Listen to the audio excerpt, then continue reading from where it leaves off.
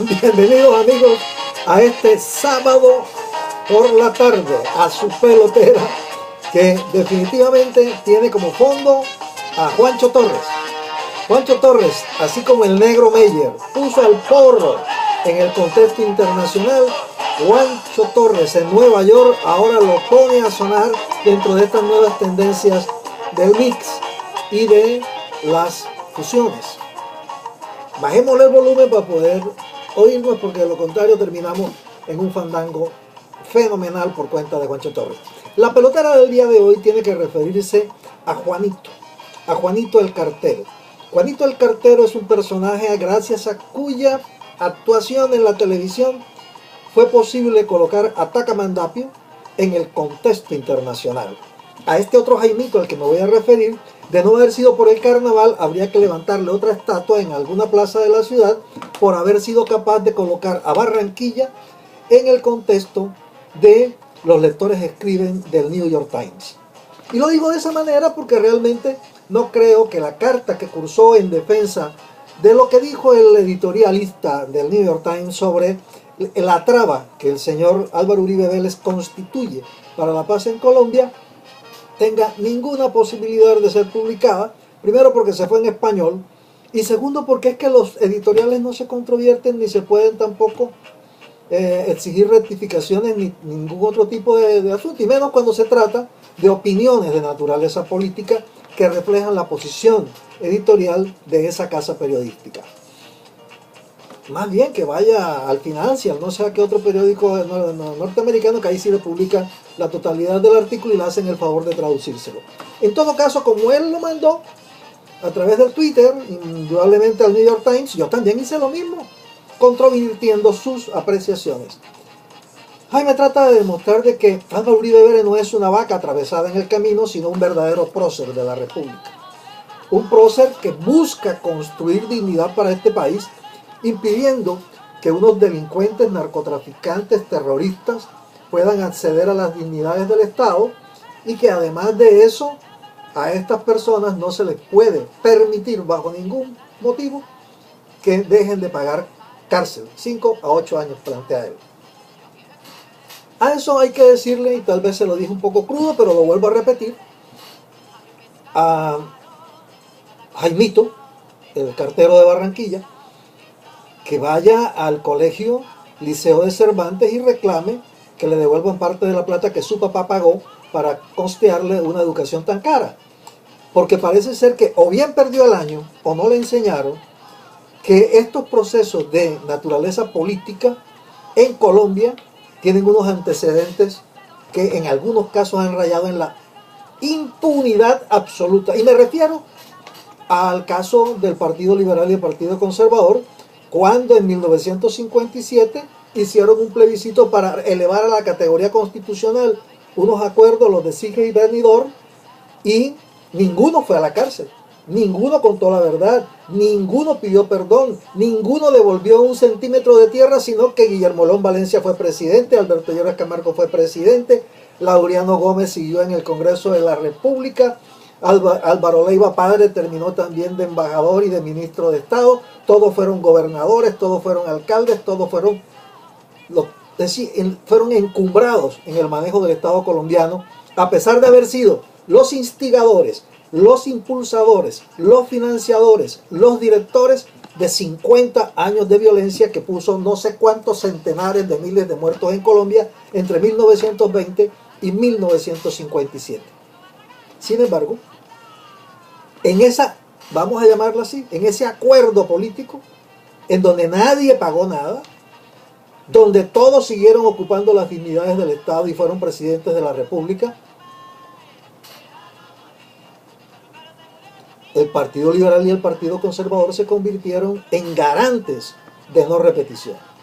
Luego en ese mismo proceso se dio entre los años 1986 y 1998, cuando guerrillas, el M-19, el Quintín-Lame, el EPL, la CRS, el PRT, etcétera, también llegaron a convenios y negociaciones con el gobierno, se transformaron en partidos políticos, que yo recuerde dos, la ADM-19 y Esperanza, Paz y Libertad, partidos que se constituyeron en garantías de no repetición y en donde prácticamente todo fue borrón y cuenta nueva. Nadie confesó, nadie fue sometido a ningún juicio, nadie fue a pagar un solo día de cárcel, no pasó absolutamente nada sino perdón y olvido. Hoy no. Hoy estamos diciendo, Jaime Amin, tienes que contar la verdad. Además de contar la verdad, tienes que pedir perdón. Además tienes que resarcir a los que le hiciste daño. Además de eso, tienes que garantizar que eso no va a volver a ocurrir. Y además de eso, tienes que pagar una pena. Y eso lo tienes que hacer frente a un tribunal especial. Ahora, que no te guste el tribunal especial es otro cuento. Pero que se trate de impunidad es una mentira. Y tú lo sabes, porque tú eres el legislador de este país. Y también sabes, Jaime, que no es cierto que el narcotráfico pueda convertirse en un conexo. Habrá que definir, y eso te toca a ti, porque tú eres el legislador, establecer cuáles son las conexidades. En el caso de la ley de amnistía que se tendrá que tramitar en el Congreso, donde tú tienes asiento, tus jefes tienen asiento y tus conmilitones también. Y a ustedes les corresponderá con las demás fuerzas políticas decidir si va a haber conexidad entre el cultivo a cualquier escala o en determinadas escalas. Si va a haber conexidad entre el transporte de los alijos de hoja de coca semiprocesada o no. Si va a haber conexidad entre la protección, propiedad o producción en cristalizaderos o en laboratorios. Habrá que establecer si hay conexidad entre, por ejemplo, el establecimiento de cargas impositivas o de gramaje, como los llaman. O si va a haber conexidad entre el transporte de pasta de coco o de cualquier otra forma que tome el procesado, o de el brindar lo que llaman soportes de logística o de seguridad. Todas esas cosas son conexas con el delito político. ¿Alguna de ellas? ¿Ninguna de ellas? ¿Cuáles? Eso le toca a ustedes en el Congreso de la República. Ahora, que te quieras zafar de esa responsabilidad es otra cosa.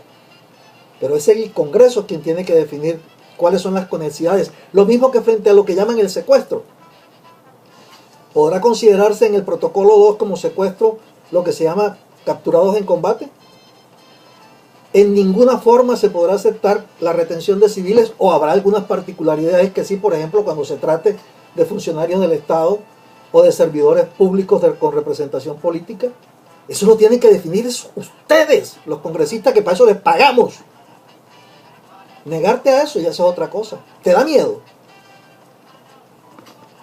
¿Cuáles son las cosas en las cuales los han emasculado a ustedes que no puedan, frente a una ley de amnistía, tomar decisiones duras que hay que tomarlas respecto de establecer qué es conexo con el delito político y qué no es, entre otras cosas, porque ya eso se ha hecho? Eso se ha hecho en otros gobiernos y en otros casos para otras desmovilizaciones de tipo político. También hay que decirlo, Jaime, o no te enseñaron o mientes. Pero tú sabes perfectamente de que no es posible mezclar en un mismo saco a las bases de la guerrilla, atribuyéndoles intenciones y calidades políticas, y en cambio a los jefes negarles las intenciones o las calidades políticas. Eso no se entiende. Que unos delincuentes comunes estén dirigiendo a unos actores políticos. O todos son actores políticos o todos son delincuentes. Y aquí en este caso, el problema empieza por esa definición. ¿Estamos o no estamos tramitando un conflicto armado interno, o estamos simplemente proveyendo el escenario para someter a la justicia penal a unos delincuentes comunes? San se acabó, porque es que esa es la base de la discusión. La FARC o son actores políticos o son delincuentes comunes. Pero no es que lo sean para una cosa sí y para otra cosa no. Ahora bien, tú sabes, como legislador y como abogado, que el delito común no es amnistiable. Eso lo sabes. Y sabes también que los delitos de lesa humanidad no son amnistiables. Pero le corresponde a los tribunales definir eso. Y tú no eres tribunal, tú no eres juez, tú eres un legislador.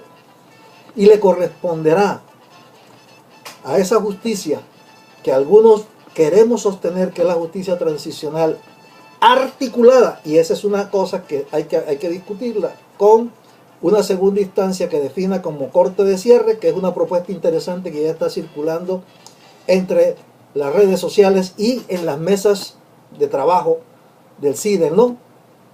Es a ellos, a los jueces, a los magistrados, a quienes les corresponderá establecer qué es una cosa, qué es la otra. Si la verdad es completa, si el arrepentimiento es sincero, si el ofrecimiento de resarcimiento es proporcional y satisfactorio para las víctimas, y además de eso, si las garantías que se dan de no repetición son las adecuadas, y finalmente, si la pena se cumple o no se cumple. Y no se te olvide, porque también lo sabes, porque lo estudiaste conmigo, no se te olvide que la competencia de la Corte Penal Internacional es residual y se da en el momento en que estas cortes especiales y las cortes nacionales no sean capaces de llenar los estándares de justicia internacional exigibles. Es entonces cuando la Corte Penal Internacional entrará a conocer de los casos particulares y a tomar las decisiones que deba tomar. Pero tú coges en tu carta especiosa y enredada, y además pienso que malintencionada, mezclas todo y sacas unas conclusiones. Ave César, ave Uribius. No es más, tampoco es menos. Seguiremos discutiendo estos temas y que se entienda. Yo trabajo para ustedes. Chao, nos estamos viendo. Denle un like a este video, pónganle allí en el botoncito rojo, húndanlo y abónense a este canal y distribuyan este documento entre sus amigos. Chao.